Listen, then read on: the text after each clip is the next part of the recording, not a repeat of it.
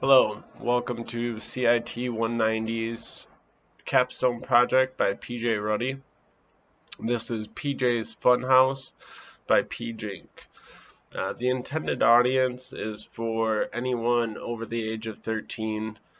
However, some could say that it's okay for 8-year-olds to play. There is a little bit of blood splatter in one of the games. So I do hold some parental advisory for that. The interactive features. The user interface includes 4-button layout. The three top buttons are separated in div elements. These help traverse between the games. The bottom button is separated by its own div element. The game buttons use jQuery and Ajax to load corresponding HTML pages. Page then loads into the ID of content. The README buttons use the same jQuery and Ajax, and then loads the information into README content. The in-game buttons. All three games do include a README button, which tells a little bit about the game and the instructions on how to play, as well as some copyright information. The layout and color scheme. To make sure the site was mobile friendly, I did use grid layout. This assures that the site is responsive.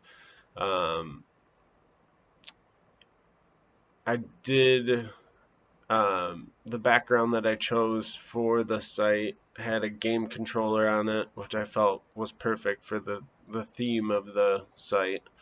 The image contained a lot of nice shades of blue, so I kind of continued with blues and some grays. This also helps with some calming effects while playing.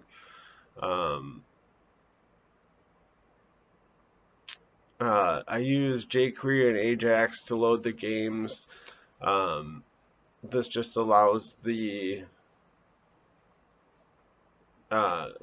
user to switch back and forth between the games a lot faster, so that way they don't have to refresh.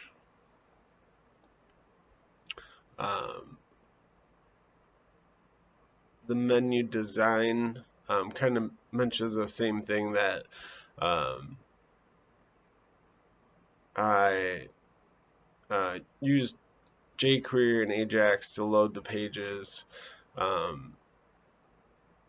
That way you can switch back and forth from game to game very easily. A little bit about the games. Running Man is an endless runner where the objective is to run as far as possible by jumping over obstacles. The player will push the jump button to make the character jump.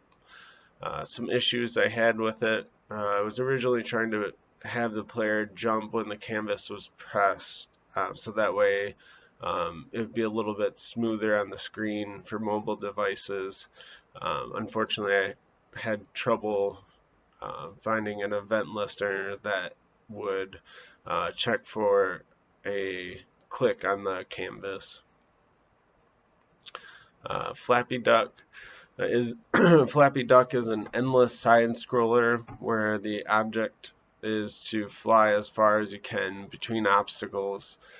To keep the duck in the air between obstacles, you must push the accelerate button. Some issues that I had with Flappy Duck was originally the player was able to fly above the obstacles. This was a pretty easy fix. I just had to, there was already a function that was created for the bottom of the canvas, to check for the bottom of the canvas. So I just took that same function and then made a check for the top of the canvas. Whack-A-Gopher. Whack-A-Gopher is a point-and-click game where the objective is to click as many of the gophers as possible. I did have quite a few more issues with this game, especially more than I expected.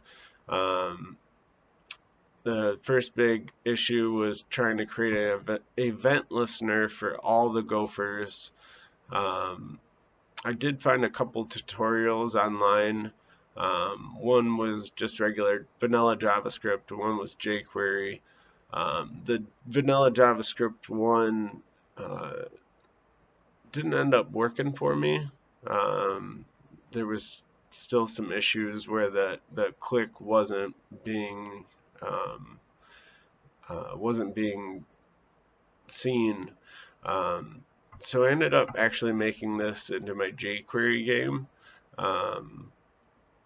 And it did end up the on-click function worked fine for the jQuery version.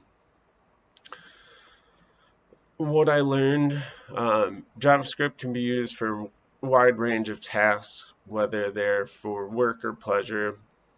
I also realized how tightly knit HTML, CSS, and JavaScript are with one another. I did also have a chance to realize why people use game engines. They're a lot easier to work with and a lot smoother.